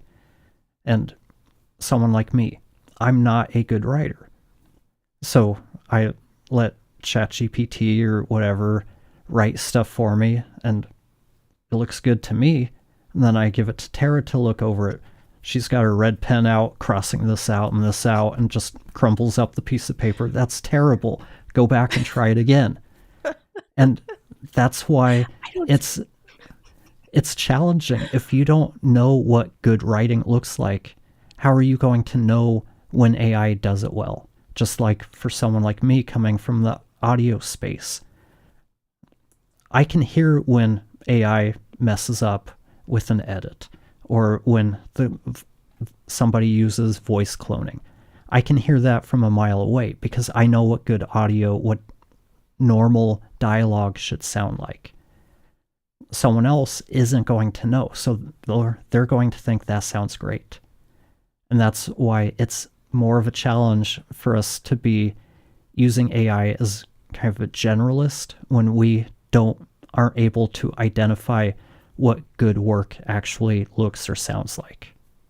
And Jesse brings up really good points there, because the thing to know about AI is AI does hallucinate and will hallucinate. So if you are not the subject matter expert in what you're utilizing AI for, so if you're relying on AI to do the research for you, so again, let's say you've never edited a podcast in your life, you know nothing about audio, but you've decided, okay, well, I want to get into it and I want to just put a website up and start offering services. If you decide to do it that way. Okay, AI, tell me how to be an audio editor. Tell me what I have to do, write up some articles that sound good. You don't know if they're factual or not. And so if you're going to utilize AI for any kind of research, I know it's more work, but check it against reputable resources, and even better, like talk to people. So talk to an audio engineer like Jesse, for example, who can give you real guidance on the realities of podcast editing, or if you wanted to get into audio engineering versus relying on AI for that. Now, if you are an expert and you're utilizing AI to, let's say you're a copywriter and you want it to generate a draft in your voice to save you some time, you can do that because you're gonna know, okay, yeah, this is BS. Like, this isn't true. And no, this is not good writing, and I'm gonna edit half of this, but that's okay. Um, so I think, again, using AI for areas where you're not an expert in that area is dicey. And I would say use it at your own risk in those instances. And it can also be very biased. So you want to make sure that the prompts you put in, whether you're writing something or using it for research, are very objective, and you're even telling it that you want objective answers. Because if you come in and you say, hey AI, do you think this piece of writing is good? It has a tendency to come back and say, "This is beautiful. This is wonderful. I just have a few minor tips for you."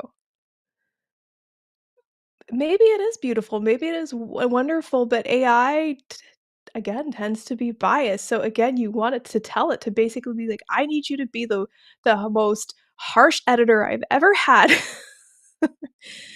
and tell me what's working and what's not. Be completely objective.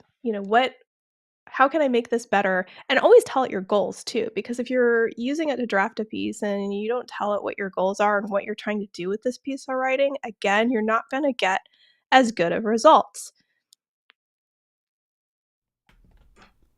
Exactly. And again, it goes back to a new hire. You have to let them know what their job is. You can't hire someone, bring them into a company and say, "Here you go do your job." Okay, well, what's my job? What does success look like? How do I know what I'm supposed to be doing? You can't just bring somebody in, do no onboarding, do absolutely no training, and say, "Here you go to it." Because now we're not being a good boss. We're not being a good manager. And that's one of the things with AI. We have to look at it from that perspective as well. That if we want it to do its best, we have to look at the relationship here. It's either a coworker, it's an assistant, and either way, we need to be able to communicate to it what we need it to do. If, like Tara said, if you don't tell it what you want it to write, or what a good article should look like, should it be SEO optimized?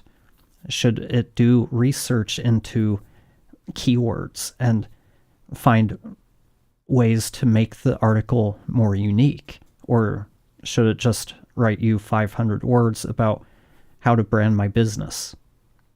I'm sure Tara could go into a lot of detail about what she would want in an article about how to brand your business. Yeah, and that's the thing. AI isn't a shortcut in that sense. You still have to know your shit, so to speak. You still have to contribute your own knowledge. If you think of it more as an assistant, that is a better way to think about it, because even though the temptation is there to take shortcuts, and because believe me, I get it. There's so many days I am stressed out. I am trying to do a million things. I'm really busy, and it would just be so nice if I could just go in and say, "AI, just create an entire marketing strategy for this client of mine. Just go do it so I can finish this logo."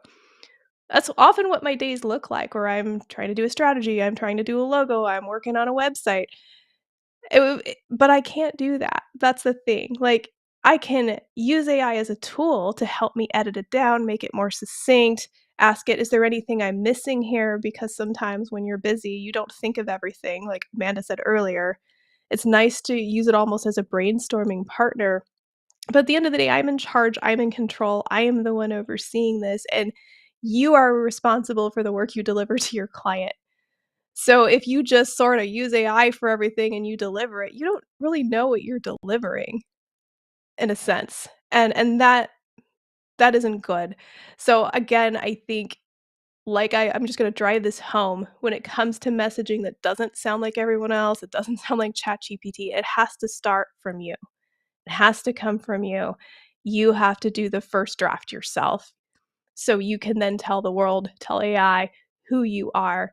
And if you struggle with that, you can work with somebody who can help you with that. Or, like I said, you could even just record yourself talking and just sharing your thoughts on a topic, and then having AI to help you analyze and put together, okay, what is my voice?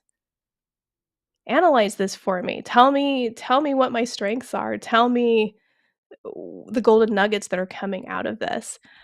It's not a replacement for brand strategists that can do that for you. I would recommend that before, if you can afford that. But I also get that paying for brand strategists isn't always possible for everyone. So if you're going to utilize AI, I would utilize it more to help you strengthen your voice and figure out what your voice is versus using it as a tool to just write everything for you.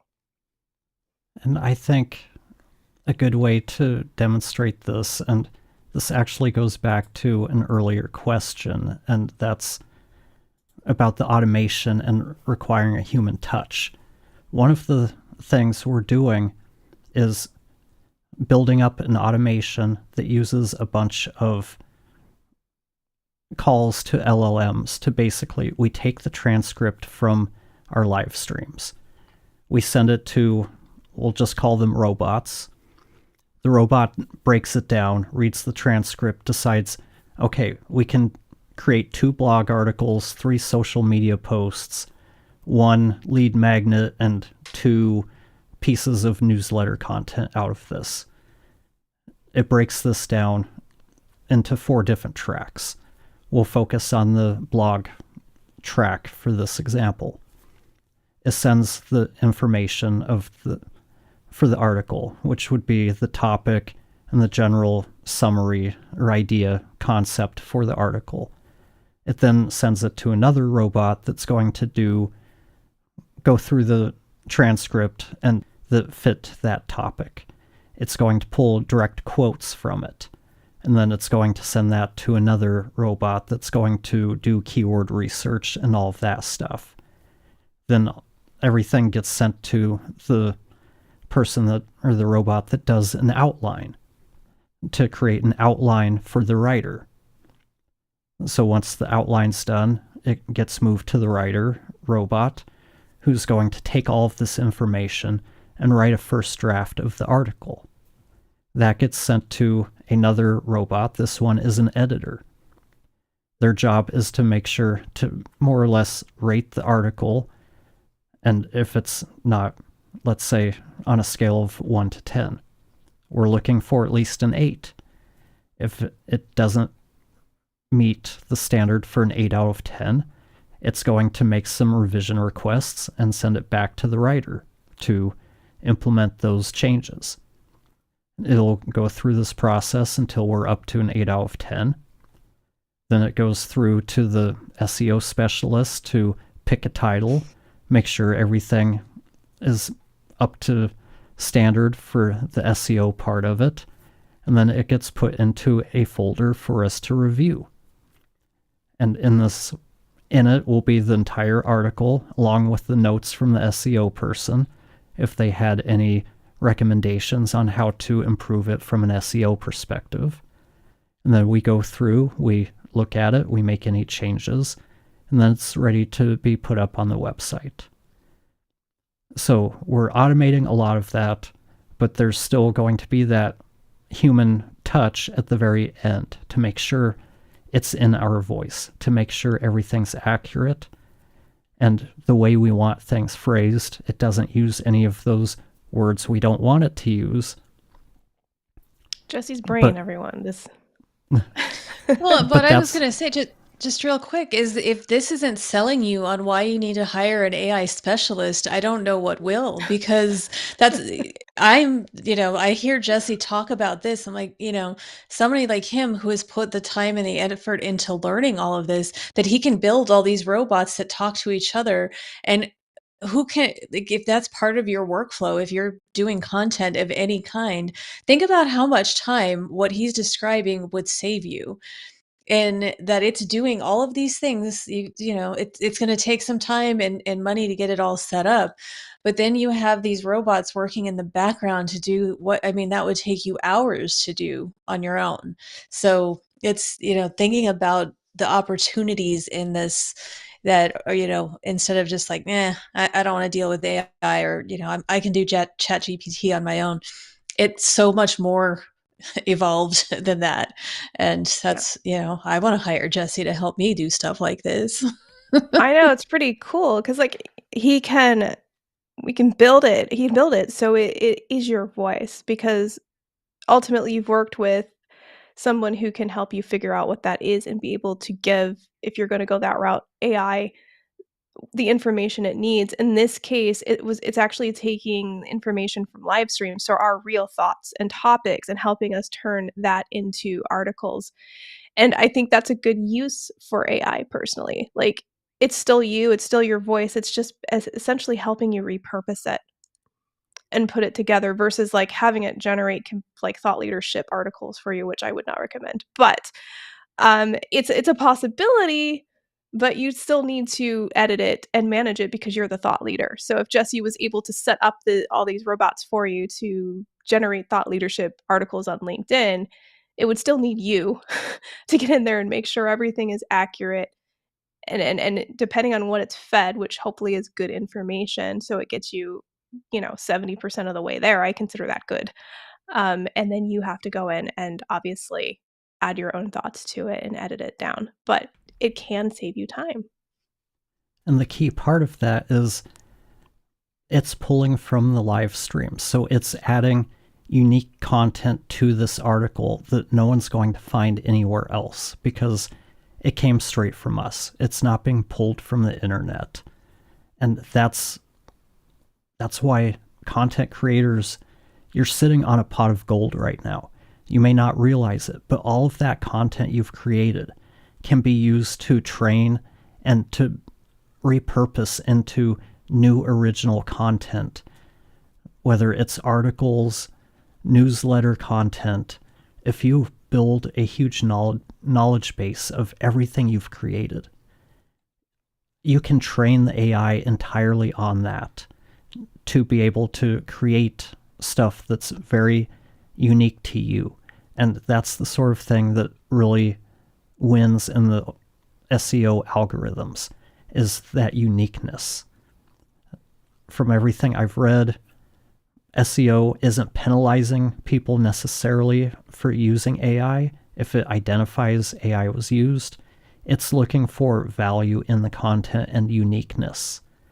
So again, the more we're able to direct it and put unique feedback into the loop, we're going to do better in search results than someone who's just going into ChatGPT, write me an article about this.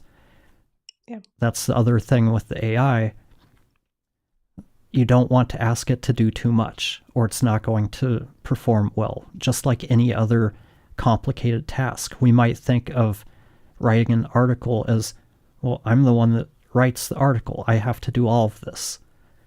But if you were running a business where money was no object, you could hire specialists for every single part of the process.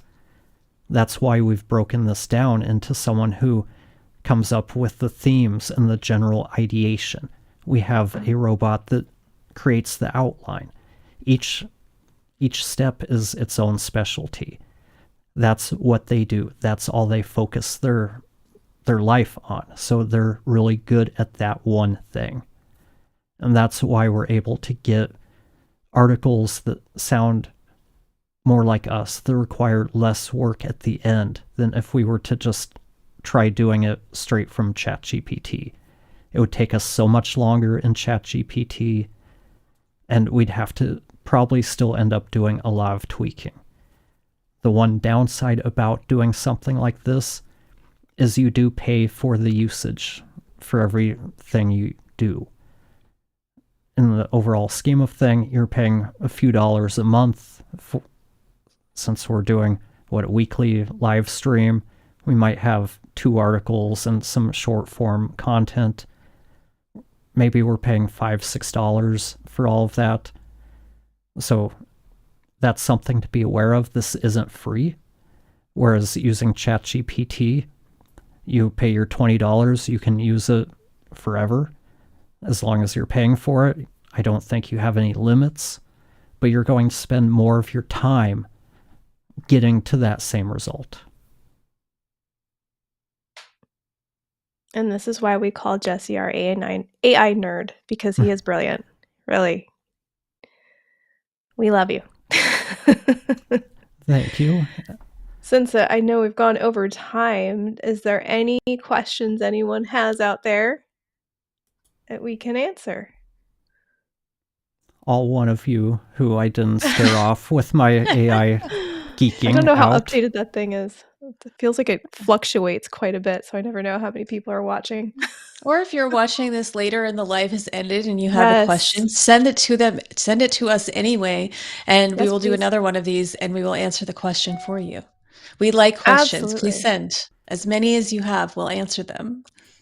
Thank you, Johnny Miller, letting us know that you're out there watching. We do appreciate it. We appreciate your... Why am I drawing a blank on the word? Probably because we've been streaming for 2 hours. We appreciate his barn cats. Interacting. Yes, and your barn cats. Yes. But yes, please, if you're seeing this after the fact, just leave a comment and we'll answer them either in the comments or in our next AMA. And if you want to get in touch with us, we are at bbremix.com. I think Jesse has a fancy little slide somewhere. I have to find it. Here we go. And we'll have to create a more fancy looking one when we have the time. Yes. But thank you all for participating and interacting. It does mean a lot to us. Like Tara said, you can contact us at bbremix.com. Mike, if you're still out there, I'll put you in contact with Tara. And to close things out, a request for, well, if we don't hide it with BB Remix, a request for more cats. I will have Moby attend next. He likes to be on camera. So I agree, more cats. Thanks, everybody. We'll see you next week. Bye. Bye.